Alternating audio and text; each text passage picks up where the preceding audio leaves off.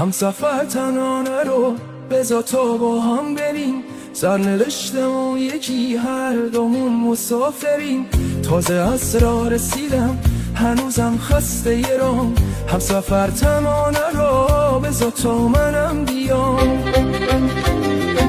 سخت دل کندن از این شهر و دل بستگیام، بودن از خونه جدا با همه خستگیام. جون به لبام رسیده تا به کی در و دری، گرد حرمت رو تنم که بازم باید بری.